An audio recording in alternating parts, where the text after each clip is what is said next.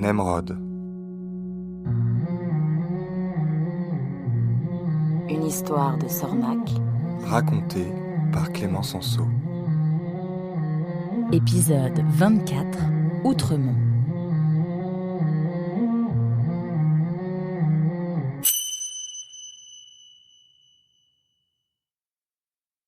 Debout, réveille-toi.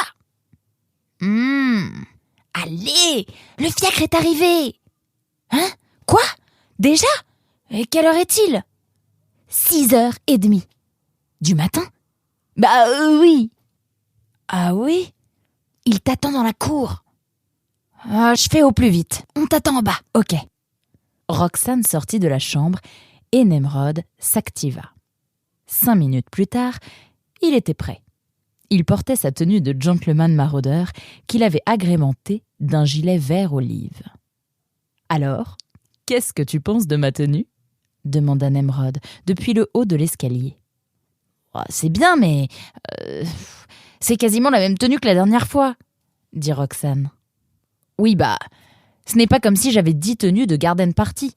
Et puis, le gilet fait diversion. »« C'est très bien, » fit la voix de sa maman. « Ah, maman, t'es là? Je t'avais pas vue. »« Et moi aussi, je suis là, » fit la voix fatiguée de son père. « Fallait pas vous lever pour moi. Je ne pars pas faire le tour du monde, je pars juste pour la journée. »« Je sais, mon tout petit, mais c'est important qu'on soit là. » Son père s'approcha de lui. « Je sais que ça ne t'enchante pas d'aller à cette garden party, et ça nous touche beaucoup que tu fasses cet effort pour nous. » « C'est normal, papa. Je ne fais pas ça pour vous. Je fais ça pour nous. Pour nous tous, je veux dire. Je fais ça pour la famille. Je suis conscient de l'importance d'un client comme Don Sol pour la maison Goupil. C'est normal. Je fais ma part, comme dirait Roxane. »« Tiens, prends ça, » dit soudainement le père de Nemrod, en tendant sa grosse patte. « C'est quoi ?» Son papa ouvrit lentement sa patte. « Un morceau de poterie ?» demanda Nemrod, perplexe. « Oui, prends-le avec toi. »« Mais que veux-tu que j'en fasse ?»« Rien. Je te demande juste de le garder avec toi, au cas où. »« Au cas où quoi ? » Prends-le, s'il te plaît. »« D'accord. Et garde-le toujours avec toi. »« Oui, papa, promis. »« Tiens !» interrompit sa maman. « Je t'ai préparé des tartines à la confiture de coquelicot et je t'ai mis une petite boîte de tournesol confit. Tu mangeras ça sur la route. »« Merci, maman. » Nemrod sentit comme un flottement. Il y avait dans l'air une gravité embarrassante. C'était comme si ses parents avaient un pressentiment. À moins qu'il ne s'agisse d'un souvenir. Roxane, d'habitude si loquace, restait silencieuse. « Bon, eh bien, j'y vais, » dit simplement Nemrod. « Allez, file, mon grand, » dit son papa. Une fois installés dans le fiacre, Nemrod se retourna. Ils étaient là tous les trois, son papa, sa maman et sa sœur, serrés les uns contre les autres, comme s'ils étaient 12. « À ce soir !» lança Nemrod, mal assuré. « À ce soir ! Bonne route, mon chéri !» cria sa mère.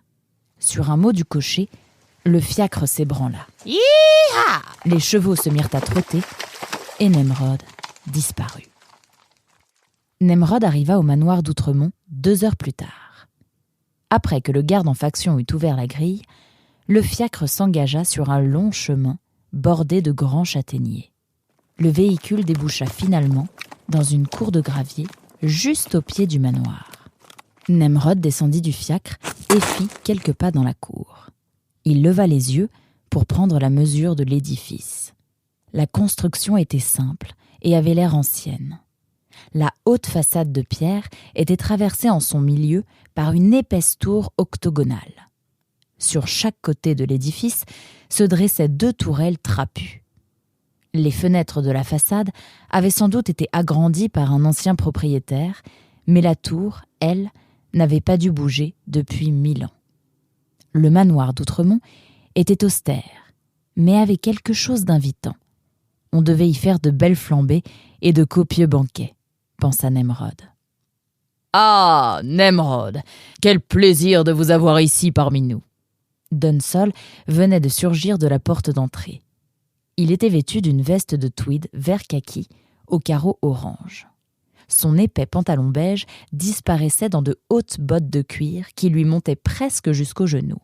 « Donsol, tout le plaisir est pour moi », répondit Nemrod. « Avez-vous fait bonne route ?»« Oh oui, tout s'est bien passé. Le fiacre que vous avez envoyé est excellent. On ne sent presque pas les cahots de la route. » « Oui, c'est le dernier modèle de chez Roulier. C'est ce que l'on fait de mieux.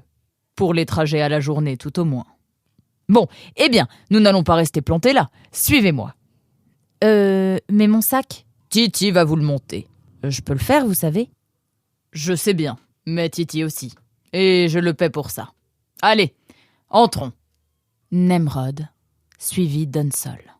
L'entrée était constituée d'une grande salle carrée, traversée en son centre par un superbe escalier en colimaçon. Le sol était couvert d'un carrelage en damier noir et blanc, et les murs agrémentés de trophées de chasse. Nemrod frissonna. Il faisait froid, un froid mouillé et pénétrant. Donsol dut le remarquer. « Nous avons chauffé votre appartement, vous y serez à votre aise.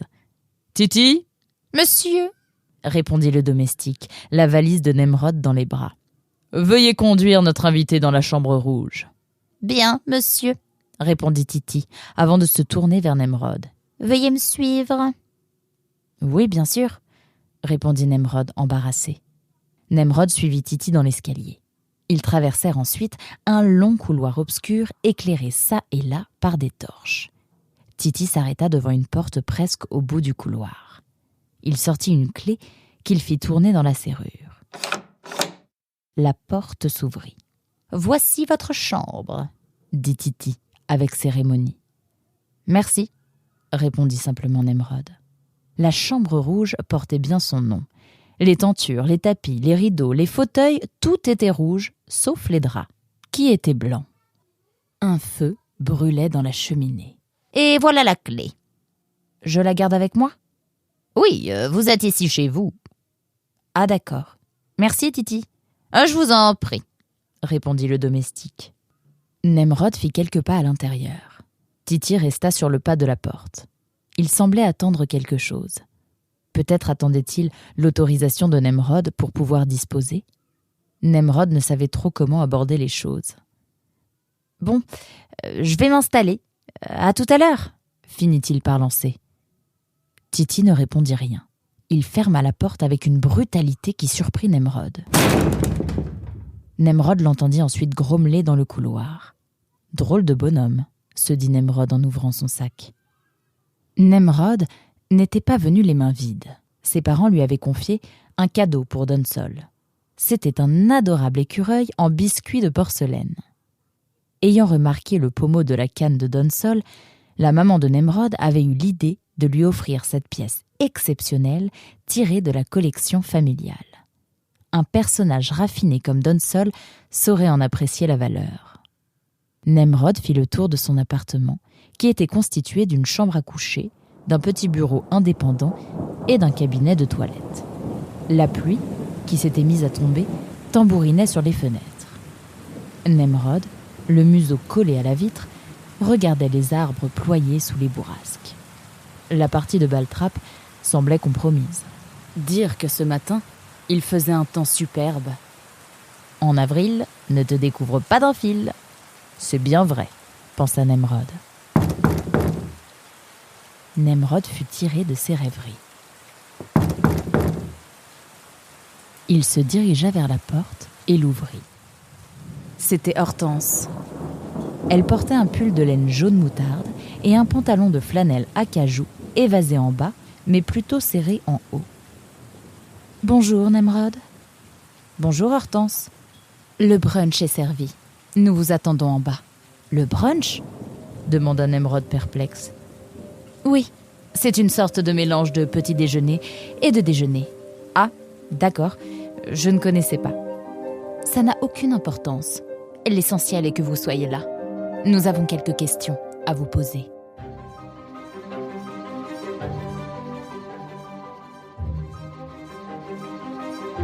Vous voulez en savoir plus sur le monde merveilleux de Nemrod ? Découvrez l'Atlas de Nemrod sur notre site nemrod.io.